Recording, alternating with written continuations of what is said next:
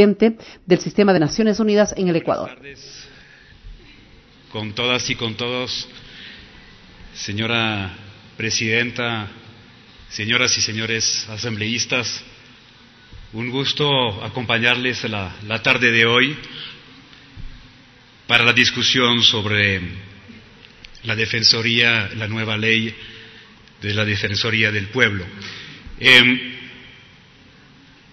Es realmente un honor acompañarles esta tarde en esos breves minutos para hablarles, después de haber escuchado desde hoy por la mañana muchos debates, muy buenas tardes, temas que nos unen y no temas que nos dividen.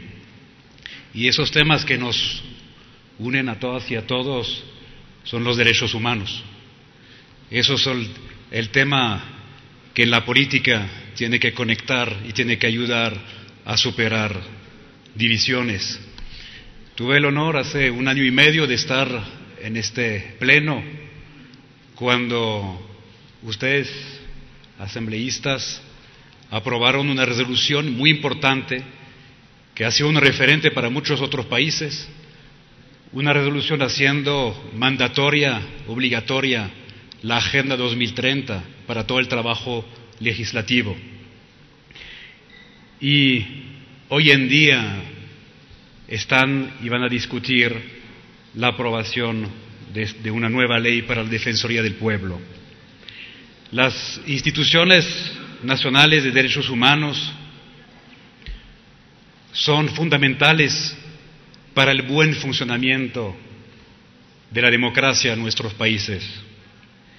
Son muchas veces una luz de esperanza para las víctimas y todas las personas que sufren.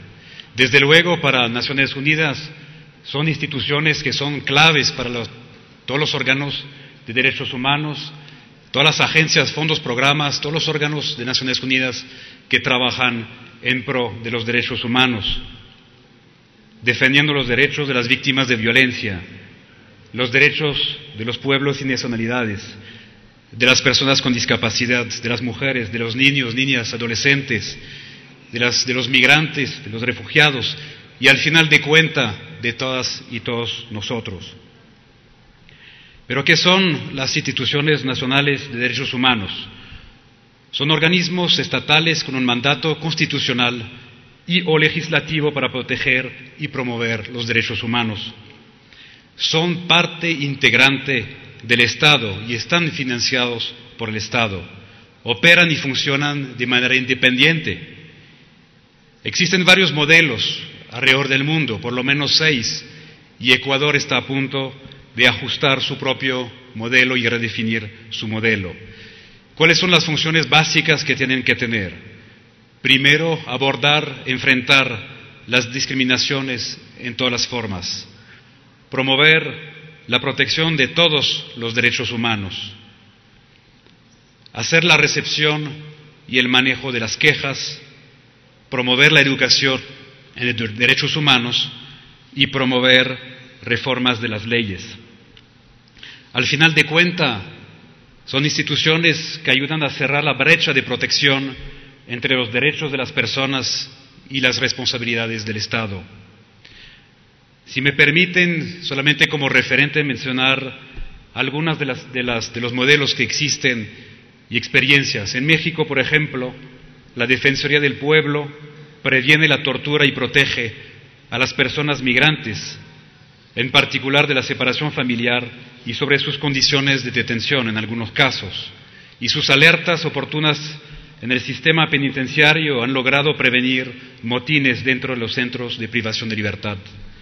En Colombia, la Defensoría del Pueblo trabaja desde hace décadas en la protección de las poblaciones más vulnerables en un país que suma lamentablemente más de 8 millones de víctimas del conflicto armado más largo de la región. Y un país que, a pesar del acuerdo con las FARC, sigue sufriendo muchas formas de violencias a mano de grupos armados y donde cada día, cada semana están afectados y mueren asesinados defensores y defensoras de derechos humanos.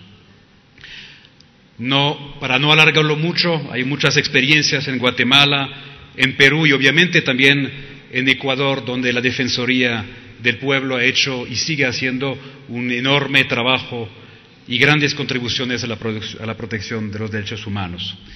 Y este trabajo de los defensores del pueblo los hace proclives a ataques, difamaciones personales e institucionales y recortes de presupuesto muchas veces. Es entonces cuando una legislación robusta, coherente y respetuosa de los principios de París son fundamentales. ¿Cuáles son y qué son esos principios de París? Son normas internacionales mínimas para establecimiento de una institución de derechos humanos basada en la definición de la Conferencia Mundial sobre Derechos Humanos. Son principios elaborados por delegados de instituciones nacionales que han reflexionado en los 90 sobre esos principios y fueron adoptados por la Asamblea General de las Naciones Unidas en 1993 en la resolución 48-134.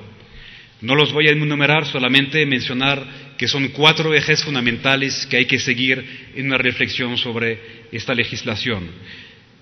Tienen que tener competencias y atribuciones claras, tienen que tener una definición de composición y garantías de independencia y pluralismo, tienen que tener una descripción de sus modalidades de funcionamiento y tienen que tener principios complementarios sobre las instituciones de derechos humanos con competencias cuasi jurisdiccional. Y si me permiten agregar un elemento fundamental para la discusión aquí en Ecuador, tienen que tener un principio de celeridad en el procesamiento de los casos. Al final de cuentas, como sistema de Naciones Unidas vamos a seguir trabajando a fortalecer esta institución. Tenemos varias líneas de trabajo con la Defensoría del Pueblo en Ecuador. Estamos por arrancar un programa para desarrollar un sistema de alerta temprana más eficaz, en particular vis-à-vis la situación de la frontera norte, donde se puedan acceder más rápidamente y activar más rápidamente mecanismos de protección de derechos humanos en caso de violaciones en la frontera norte del Ecuador, un poco inspirado de modelos que existen en otros países como Colombia, con el apoyo de la Unión Europea y otros socios.